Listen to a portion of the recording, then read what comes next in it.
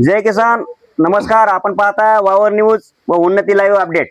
मी आज आहे रामेवाडी कासरवाडी तालुका परळी जिल्हा बीड या ठिकाणी. याच गावकऱ्यांचा सामूहिक पद्धतीने असे म्हणण्याचा उद्देश आहे की आमच्या ग्रामपंचायतच्या माध्यमातून विकास कामं हे केली जात नाहीयेत. मागच्या 3.5 वर्षापासून जी ग्रामपंचायत कारभार हाकतायत त्या ग्रामपंचायतच्या माध्यमातून अद्यापर्यंत गावाच्या विकासासाठी किंवा सर्वसामान्यांच्या विकासासाठी लौकिक किंवा भौतिक अशी कामं या ठिकाणी या ग्रामपंचायतनं अजूनपर्यंत केली नाहीत. सपशेल या कारभारामध्ये ग्रामसेवक व सरपंच जे असतात गावचा किंवा निधीचा जे का वापर करणारे यांनी सपशेल कामं या ठिकाणी अजून केलेली नाहीत.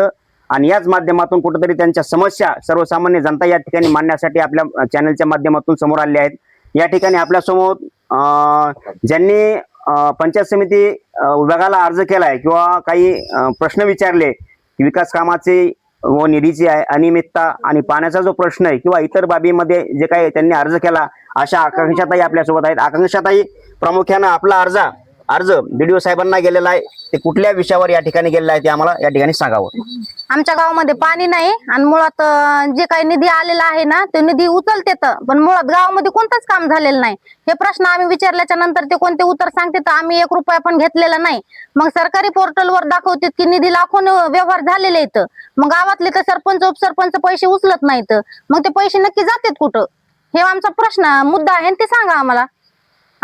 या ठिकाणी आपण जेव्हा बीडीओ साहेबांना अर्ज केलाय त्या अर्जामध्ये आपल्या गावच्या पाण्याचाही किंवा पाण्याची जी समस्या आहे त्या समस्येचाही उल्लेख केलाय. या समस्या बाबतीमध्ये आपल्या कुठल्या अडचणी आहेत ते सांगावेत. पाणीच नाही सर, थोडं पण पाणी नाहीये. जलजीवन मिशनचे वगैरे काम गावामध्ये झालेले नाही आलेले आहेत ना, ते सांगतात पेंडिंगला कामं पडले तर विहीर घेतली, पहिल्यांदा पाणी लागलं तिला, पण नंतर त्यांनी सांगितलं विहीरच फेल गेली म्हणून. ठीक आहे. विकास कामाच्या बाबतीमध्ये तर ग्रामपंचायत सपशेल फेल आहे असं तुमच्या चर्चांती आमच्या पाहण्यात आलं. आणि जलजीवनच्या माध्यमातून जे काही कामं गावासाठी होणं अपेक्षित आहे तेही झालेले नाहीत. मग त्या कामाच्या माध्यमातूनचा जो येणारा निधी आहे तो उचलला गेला आहे का? हो, उचलला गेलेला निधी उचलला गेला आणि गावाला पाजण्यासाठीची जी पाण्याची होती समजा कंडिशन ती अद्यापर्यंत झालेली नाहीये. नाही, पाणी झालेलं नाही. आणि आम्ही ते सांगितलं पण होतं सरपंचांना, ग्रामसेवकाला सुद्धा सांगितलं होतं. ते म्हणले आम्हाला काही विचारू नका तुम्ही, ज्या वेळेस व्हायची त्यावेळेस आम्ही बघू, आता काही निधी नाही. आणि मी ते ग्राम स्वराजवर निधी चेक केल्याच्या नंतर 78,93,153 रुपये बाकी असताना तरी पण आम्हाला पाण्याची व्यवस्था करण्यात आली नाही. ठीक आहे. प्रामुख्यानं या ठिकाणी अजून बोलायचं झालं तर पाण्याचा हा एक विषय शासनानं लागू केला, आपल्याला दिलं गेलं जलजीवन मिशन अंतर्गत, पण त्यांनी अजून अपुरं केलंय. पण काही ज्या अजून प्रश्न असतात किंवा गावात रस्ते असावेत, गावामध्ये शाळेमधला जो प्रश्न असतो अंगणवाडीचा, अशा बाबी किंवा इतर कामं ही प्रामुख्याने या ठिकाणी झाली आहेत का गावामध्ये? काही नाही, काही झालेले नाही. तसं पूर्ण दलित वस्तीमध्ये पण बघा तुम्ही, दलित वस्तीमध्ये तर पाण्याचा तर विषय नाहीच, मुळात रस्ते सुद्धा नाहीत. मग एवढा हलगर्जीपणा होत असताना आपलं गावकऱ्यांचं काम आहे ते प्रत्यक्षदर्शनी आपण त्या गोष्टीला कुठेतरी जाब विचारण्यासाठी संबंधित सरपंच असतील किंवा ग्रामपंचायतचे सचिव म्हणा म्हणजे ग्रामसेवक यांना आपण धारेवर धरून किंवा उच्चारणा करण्यासाठी पुढे आलेले नाहीत का कधी? नाही, आलेलो आहेत सर. या गावामध्ये ग्रामसेवक मुळात 3-3 महिने ग्रामसेवक येत नाहीत. आणि आमचे जर काय वैयक्तिक कामं पडलेले असले तर ग्रामसेवक म्हणते तुम्ही परळीला या, तिथं मी काम करतो, मी तुमच्या गावामध्ये येत नाही. महिन्यातून 2 महिन्यातून ते फक्त 1 वेळेस येतात तिथं गावामध्ये. आणि उपसरपंच पातळीला असते. आणि सरपंचचा विषय त्यांना काय म्हणलं तर ते होणार तेवढे सरपंच काम करून देतो, पण बाकीचे कोणी दखल देत नाहीत. आणि स्वच्छचे खड्डे खणलेत म्हणून आम्हाला सांगितलं. त्या दिवशी आज जसं ते निवडून आलेले तशी ग्रामसभा पण या गावात झालेली नाही. मी म्हणलं ग्रामसभा भरवा म्हणून ग्रामसभा त्यांनी भरवली. आणि भरवल्याच्या नंतर आम्ही विचारलं बाबा की हे प्रश्न आमचे जे आहेत ते तुम्ही सांगा. तर ग्रामसेवक हे हजर तर नव्हतेच, पण आम्ही प्रश्न विचारल्याच्या नंतर त्यांनी 10 मिनिटातच सभा मोडून टाकली. म्हणजे या ठिकाणी असं म्हणायचंय की ज्या दिवशी तुमची ग्रामसभा होती त्या ग्रामसभेला कुठेतरी महत्वाचा दुवा जो असतो सचिव असतो म्हणजे ग्रामसेवक, हा सेवकच अब्सेंट होता. मग ग्रामसेवक अब्सेंट असताना ग्रामसभा झाली कशी आणि त्यामध्ये मुद्दे झाले काय? मी विचारलं त्यांना, ग्रामसेवक नाही तर त्यांची जिम्मेदारी घेऊन तुम्ही सभा कस काय भरवली? तर ते म्हणले आम्हाला यामधलं काही माहिती नाही. उपसरपंच म्हणले मी अभ्यास करतो आणि तुम्हाला सांगतो. ठीक आहे. म्हणजे सर दुसरी गोष्ट मी बोलतो लगेच. त्यांनी काय सांगितलं की बाबा गव्हर्नमेंट सर्वंट म्हणून आपला तो ग्रामसेवक असतो ना त्याच्या बदलीमध्ये आम्ही जिल्हा परिषद शाळेचे शिक्षक घेतलेले आहेत, त्यांच्या बदलीवर म्हणजे ते अब्सेंट असताना हे इथं प्रेझेंट केले. तर मी त्यांना विचारलं सर 8 वर्ग आहेत, 1 ते 8 वर्गाची शाळा आहे आणि तुम्ही 3च शिक्षक आहात, बरोबर आहे? तर मग तुम्ही 3 शिक्षक असताना तुम्ही तुमचं काम सोडून इथं बसलाय, म्हणजे याचा अर्थ तुम्हाला ग्रामसेवकाला तुमच्या नावाची नोटीस काढली का की ही ग्रामसभा तुम्ही माझ्या परस्पर अटेंड करा म्हणून. सरांनी सरळ सांगितलं की मी ते काही नोटीस वगैरे घेतलेली नाही. ते तुम्हाला गावागाल्यांना काहीतरी ग्रामसभेदिवशी काहीतरी वेगळे लोक उपस्थित आहेत असं दाखवण्यासाठी त्यांनी ते केलं असं. असा नियम नसतो. ग्रामसेवक हा ग्रामसभेचा आणि गावातील जनतेचा हा दुवा असतो. त्या ठिकाणी त्याने उपस्थित राहणं ही एक अग्रगण्य भूमिका असते किंवा बाजू असते. पण त्या ठिकाणी तो उपस्थित राहिला नसल्या कारणाने तुम्हाला एक वेगळा मुद्दा उचलण्यासाठीचा तो आहे. आता मला सांगा, तुमच्याकडे काही मुद्दा होता, तुम्ही हातात कागद घेऊन आलाय, तुमचा काय मुद्दा या म्हणजे या बाबतीमध्ये बोलण्यासाठीचा? भोगट आमचा जी प्रश्न आहे ती भोगटाचा प्रश्न आहे की जी दलित वस्ती आहे आणि दलित वस्तीमध्ये पहिले पूर्वी 100 वर्षापासून जी लोक इथे दलिताचे राहत होते की पहिले मालकी हक्कात होते आणि काही पहिल्या ग्रामपंचायतवाल्यानं ती मालकी हक्कातली काढून ते भोगवट्यामध्ये लावली आणि भोगवट्यात लावल्याच्या नंतर तुम्हाला सांगतो आम्ही 2014ला जिल्हा अधिकारी साहेबाच्या कार्यालयासमोर आम्ही उपोषण केलं. त्यांना कळविलं, अर्ज दिले, सगळ्याच गोष्टी आम्ही तिथं माहिती दिलेली आहे.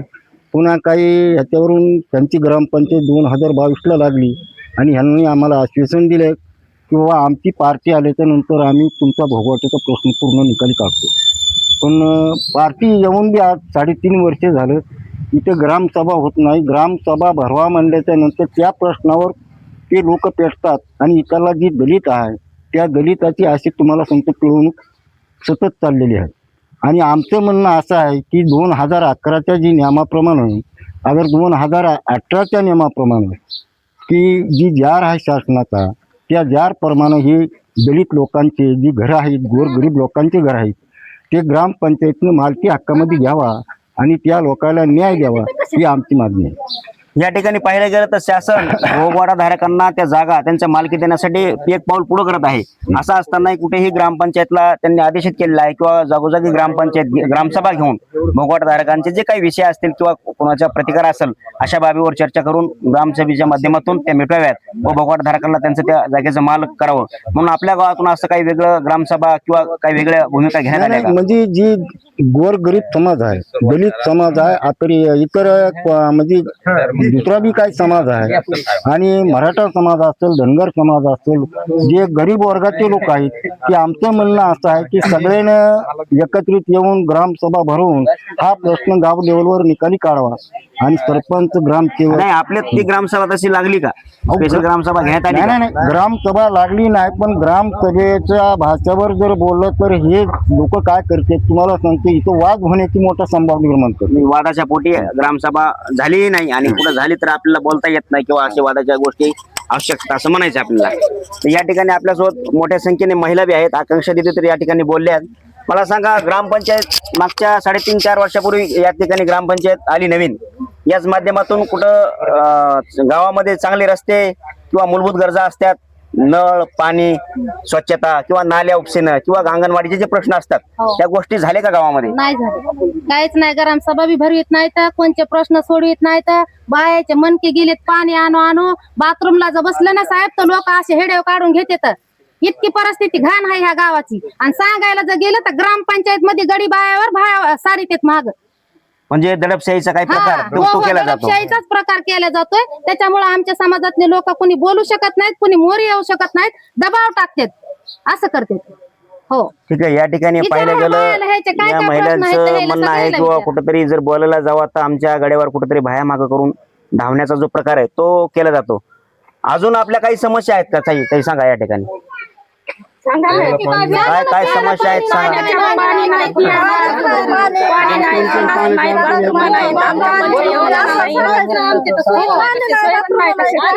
काय अडचणी काय मूलभूत? आम्हाला बाथरूम नाही, आम्हाला नाल्या नाही, घरं नाहीत, काहीच नाही. आमच्या पडल्यात आम्ही कष्ट पाणी करतो पण खातो. आम्हाला कशातच काय नाही, सरपंचच नाही ना कुणाचंच नाही. आलेलं बजेट ते घेतात, आम्हाला रुपया कुणाचा नाही. नाल्या पाणी या ठिकाणी मूलभूत गरजा ज्या असतात सर्वसामान्यांच्या गावकऱ्यांच्या, स्वच्छता, आरोग्य, रस्ते या गोष्टी या ठिकाणी सपशेल यांच्या बोलण्यातून फेल गेल्यात. ग्रामसेवक किंवा सरपंच जे काही पदाधिकारी या गावचा कारभार करणारे आहेत ते सबसेल या ठिकाणी यांच्या बोलण्यातून असं जाणवतं की ते फेल गेलेले आहेत आणि याच गोष्टीवर कुठेतरी विचारणा करण्यासाठी प्रशासकीय वर्गाला धारेवर धरून याच गोष्टीचा जाब घेण्यासाठी याच गावातील धाडच्या अशा आकांक्षाताई यांनी कुठेतरी रितसर असं निवेदन देऊन बीडीओ साहेबांना या ठिकाणी याच माध्यमात कुठेतरी जो झालेला भ्रष्टाचार आहे किंवा जी अनियमितता आढळते याच गोष्टीवर त्यांनी जाब विचारला आहे.